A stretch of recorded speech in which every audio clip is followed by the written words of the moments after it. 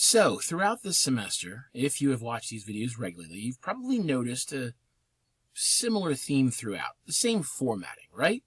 First, you start with a pithy greeting by me, followed by a funny gif that may or may not be appropriate for what I'm saying due to the fact that my brain is kind of wired differently than most. Once you see that and I say something about it, I then move to Brightspace, and I talk about the announcement that we have this week. Remember, Unit 4 Argument Research presentation is due no later than 11:59 p.m. Eastern on Sunday, May 4th, 2025. The semester actually ends at Sunday, May 4th, 2025 by 11:59 p.m. Eastern. We have all this material up here. We have the video. Hey, look at that guy. Then we have the chapter listing. We have the review of the material. We have what is to submit and when you submit it. Honestly, we do that, and then we go back to the master course schedule. So we click on that, and we can scroll all the way down to our current week, which is week 11. We can see that we have 4 things to look at and 1 thing to submit. So basically, everything kind of goes according to plan, right? Wait, there's a switch up this week. Hi, it's me. This week's schedule is all about oral presentations. And I think it's rather important that we just kind of chat about it rather than going through the material that you're most likely not going to look at anyway. I really want to do this without bogging yourself inside this material that kind of has a lot of theory but no real practice. I found that the best way to teach oral presentations is simply to give an oral presentation. Surprise! Now, don't get me wrong. If you want to go through the material, it's just as fine as always. But I think we can do a little bit better, okay? So, you might be wondering why you see me instead of what's on the screen. And honestly, it's a good question. But I did this because I wanted to step out from behind the curtain onto the stage to show you that for your oral presentation at the end of the semester, for the video that you are going to record, for the narration, whatever, you can actually record yourself in the lower corner of the screen if you'd like. And honestly, that will be very helpful. I'll get to that in a second. But once again, I just kind of wanted to remind you that this final presentation is indeed due on Sunday, May 4th, 2025 by 11:59 p.m. Eastern. There's no asking for extensions. There's no giving excuses. There's no exceptions to this. The reason why is because the semester ends at that exact same time. So once the semester ends, everything closes tight. This was not a decision I made. It was a decision that was made well above me by people who wear suits and ties and have big offices, and they make a lot of money, and they're in a lot of meetings. So, I mean, hey, that's fine. But I just wanted to remind you that it's not me saying that you can't turn this in because I'm a jerk. No, you can't turn this in because the school is done with the semester at that point, okay? So to say that I have literally no say in this is a gross understatement, all right? Please don't try to turn it in late because it's not going to happen. It's going to be a 0, and you're going to wonder why your grade dropped as far as it did, okay? Now, with this presentation. Now, I want you to turn your camera on. I want you to be able to show us who you are because, honestly, in an online class, I'm always very disappointed because I never actually get to interact with any of you. Every so often I'll hear from 1 person or 2 people about email constantly, but that's fine. That's what I expect. But this way I get to actually see what you look like. I get to say, oh, I remember that student when you walk past me in the hallway if you're on campus for a lab or something, okay? So please, take some good thoughts and figure out whether or not you want to be able to show everybody what you're doing and who you are, or you're just going to talk over your PowerPoint. Okay? Either way, I'm going to get to hear what you have to say, but I hope I get to see you too. So, what are you going to be presenting? Well, we discussed it last week on this page itself, but let me tell you that it's a smart idea to look through the announcement that I sent last weekend and go back to this page to make sure that you know the requirements. So what are they? Well, remember that you need a 5 to 8 minute presentation of your Unit 3 research paper topic and associated findings. It must feature visuals of some sort, most likely PowerPoint or Google Slides or Canva or Prezi, or other equivalent software. it must have hit on these 5 bulleted points right here that are listed in the requirements. And it must illustrate the scope of your research that you did for your paper. So, all of that's there. Make sure that you add these visuals and you take a look at all this information that you might want to look at, okay? Now, we've discussed all that. Let's go to the promised PowerPoint sample that I talked about earlier. Now, I'm going to go through the sample twice for a reason. The first time, I'm just going to show you what it looks like as a presentation. The second time, I want to put up the hood and show you the engine underneath, okay? I promise. The first spin will be kind of quick, and the second one is going to be a little bit longer, but not too bad. You ready? Now, as you can see in the lower right-hand corner, you've got me now. Hi, how are you? Oh, wait, there we go. It's blurry, so you can't see my hand over here. So what we see here is the presentation. This is how you can do it, all right? So the only things that I have to mention is when I put, when I put this presentation together on a computer where I am a foot away from the screen, it looks really good. The colors work, the font size works, everything's solid. When you put it up on a big screen, which none of you are going to do because you're all online, but my in-class sections, they kind of notice the colors are a little bit problematic. The font size on the following slides, a little bit too small. So remember, you want to make sure that everybody in the back of the room can see it too. So this title slide here is obviously going to have your title. The student name goes here. If you know who Kevin Mitnick is, congratulations, you're a dork like me. He was an incredibly famous hacker. I just put that in there as kind of like an in-joke for me. And then, we have the information from our title page of our research paper, okay? Then we click and we can see that everything kind of pops up nice and smoothly. I've used animations. They are incredibly easy to do. If you have concerns or questions, you can always email me and I can show you, okay? But this is going to illustrate the beginnings of your topic, kind of how things are moving forward. Then on this slide, basically, give me the ethos of who you are. Why did you choose a topic? What does it have to do with your major? What does it have to do with your future? Does it have to do with anything? You know, maybe you just chose it because you like it. So I've explained this. Now, obviously, I did this from the point of a student because my major was not criminal justice, okay? I do not plan to be on a cybercrime task force. I was an English major, and here I am, okay? Then, and as you can see here, the font's really small. What did I want to discover? Well, these happen to be my research questions. If you're panicking, wondering where you can put up research questions, you've already done it. The first Unit 3 assignment.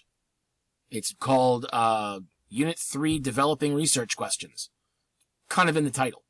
Go back and take a look at it, okay? You've got at least 4 there already. And now if you just list them, that's great. You might have changed them since then, and that's fine too. Click on the next slide, and then we have our thesis slide. Quick, easy, to the point, no problems. Then after that, we launch into the discussion of our research topic. Here you can see first claim, second claim, third claim. And notice I have a single picture on each slide. And that's great, because now it's not just text, text, text, text. And on the next slide, we finish up with our fourth claim. Now, what you noticed, there we go, is we have the picture that spun in and then stopped. That's fine. However you want your pictures or your text to come in is great, as long as it's not overly and super distracting, okay? So if you do that, just make sure that the animation stops. Great. Please also notice that I have in-text citations here. Any material that you are going to use that has statistics or quotes or facts that you can't tell people that you knew when you woke up this morning must be cited. We go from the argument to the counter-argument. Here's counter-argument point 1, counter-argument point 2. We have our in-text citation. Moving to our rebuttal, rebuttal point 1, rebuttal point 2. And then the interesting results of my research. I want to see 2 or 3 really interesting things that you found out while doing your research that you either didn't expect, didn't know, or thought you knew and you didn't. Okay? So once you list those out, you're in good shape. finally, we have our conclusion slide. It's just going to be basically what it looks like. You're just going to sum things up at the end, and that'll be that. Finalize with any questions. Always ask if there's any questions. It shows your reader or audience that you're very confident in your material and your knowledge of it. Now, for an online student such as yourself, you might want to put your email address over here, and somebody might email you with a question. 99.9% of the people who watch this will never email you. Don't worry about it. Finally, we have our 2 references slides. You might only have 1. I have 2. There are 6 sources here. Please make sure to understand that you can use the same sources from your paper in your presentation. However, do not just copy and paste your sources from your presentation your paper into your presentation, because you may not use all 7 or 6 or whatever of them. Only put on these references slides the ones that you use within the presentation itself. And once you're done, you're done. So now that the presentation's over with, let me show you what it looks like from this perspective. All of this is going to be pretty easy, but I also have information under each of the slides in the notes section to show you exactly what should be on each slide. There's no notes here. What do we do? Easy. Go to the view. I'm just going to scroll this up just a little bit. Oh, here we go. Click on view, and then you'll get to this idea here. And we'll scroll this back down. There we go. And click on the notes button. Oh, look at that. Okay. So on each of these slides, I show you exactly what it looks like to make sure that everything is on each page. Okay. So I've explained it throughout here. If you have any questions, let me know. No problem. And make sure that you get everything in the right space. Now, if we're going to talk about how to make these things pop up, you're going to want to click on the animations button, and then you can take a look at the animation pane over here. It shows you what pops up and what doesn't, and then you can kind of click on here and show whether you want it to come up when you click the mouse, comes up with the thing that just came up, or after the thing that just came up, what you can do, and all sorts of different things here. So if I wanted this to fly in, I click this and click on, let's say, fly in. There it is. All right. In any case, all of this material is here for you. If you have any questions, reach out early. Did all that make sense? If not, go back and review it. If it still doesn't make sense, email me as soon as possible so I can help you. Now, once again, the documents that you have to review for this week, conclusions matter. We've already talked about that when you were writing your paper. Developing presentation skills is not bad, but it's just a bunch of videos that you're going to pretty much skip anyway. So that's there if you really want to watch it. To be honest, you probably get a lot more out of my videos each week and seeing how I have tried to engage you. I'm not trying to say that I'm amazing and deserve to win Oscars, but you can see the delivery, the visuals, the overall preparation. It's pretty much the exact same thing. So, in the effective visual aids selection here, there are a few really helpful links to show you how to set up your PowerPoint. And they're under the one that's called PowerPoint Presentation Skills. Yeah, that was a bit obvious and kind of on the nose, right? Yeah, I thought so too. So PowerPoint actually has functionality that will allow you to both record videos and voiceovers within the program itself. So if you want to do that, here are some links to help you. Here's how to make better PowerPoint presentations. It can show you all sorts of material.